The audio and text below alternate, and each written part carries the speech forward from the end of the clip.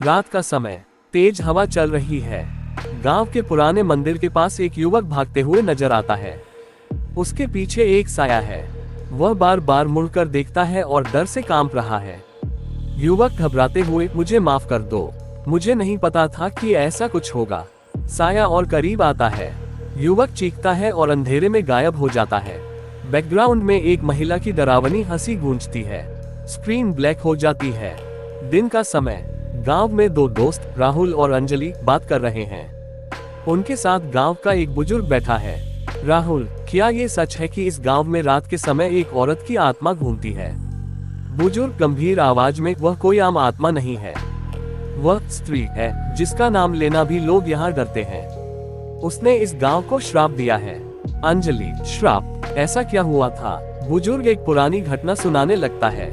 कहानी के साथ फ्लैशबैक सीन चलता है। बुजुर्ग वॉइस ओवर, बहुत साल पहले ये गांव खुशहाल था। यहाँ की सबसे सुंदर लड़की रमा हर किसी की पसंद थी, लेकिन कुछ लोगों ने उसके साथ अन्याय किया। उसे बदनाम किया गया और गांव से निकाल दिया गया। उसने जाने से पहले श्राप दिया, यहाँ हर साल कोई न कोई मरेगा और मैं वापस आऊंगी। राहुल और अंजलि इस कहानी को सुनने के बाद ठान लेते हैं कि वे इस रहस्य का पता लगाएंगे। वे रात के समय मंदिर के पास जाने का फैसला करते हैं। राहुल, हमें इस डर को खत्म करना होगा। ये सिर्फ एक कहानी हो सकती है। अंजलि डरते हुए, मुझे नहीं लगता कि यह सही है, लेकिन अगर तुम जा रहे हो तो मैं भी चलूंगी। रात का समय, दोनों टॉर्च लेकर मंदिर की ओर जाते हैं। चारों ओर सन्नाटा है। हवा में अजीब सी ठंडक है।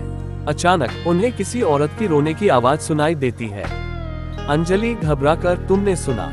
यह आवाज कहां से आ रही है? राहुल टॉर्च घुमाते हुए, शायद मंदिर के अंदर से। चलो देखते हैं। वे मंदिर के अंदर जाते हैं। वहां एक पुरानी तस्वीर और खून से सना दुपट्टा मिलता है। तभी पीछे से दरवाजा अपने आप बंद हो जाता है। मंदिर के अंदर अचानक अंधेरा छा जाता है। राहुल और अंजलि डरकर एक कोने में खड़े हो जाते हैं। तभी एक परछाई उनके सामने आती है। स्त्री धीमी और भयानक आवाज में, क्यों आए हो यहाँ? क्या तुमने भी मेरे साथ वही करने की सोची है जो इन लोगों ने किया था? उसकी आंखें जलती हुई दिखाई देती हैं। वह हवा में तैरती हुई उनकी ओर बढ़ती है। राहुल डरते हुए, हम तुम्हें नुकसान नहीं पहुंचाना चाहते, हम बस सच जानना चाहते हैं। स्त्री एक जोरदार चीख मारती है और आसपास की दीवारें हिलने लगती हैं। अंजलि बेहोश हो जाती है। राहुल हिम्मत करके बोलता है, राहुल, हमें बताओ तुम्हें क्या चाहिए? स्त्री गुस्से में, मुझे न्याय चाहिए, मेरी मौत का बदला चाहिए।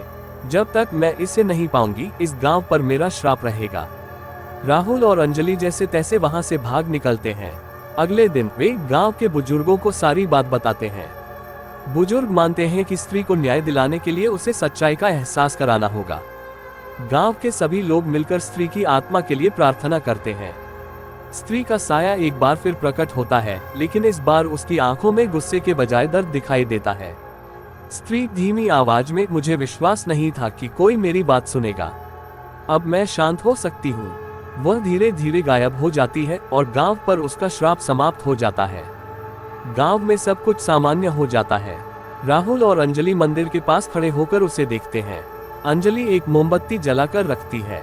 अंजलि, शायद ये हमें याद दिलाने के लिए था कि किसी के साथ अन्याय कभी नहीं होना चाहिए। कैमरा ऊपर उठता है और गांव की पूरी तस्वीर दिखाता है। बैकग्राउंड में रहस्यमयी संगीत बजता है। स्क्रीन ब्लैक हो जाती है। टेक्स्ट, कभी किसी स्त्री के साथ अन्याय मत करो, क्योंकि उसका दर्द केवल इंसान नहीं, आत्माएं भी महसूस करती हैं। The end.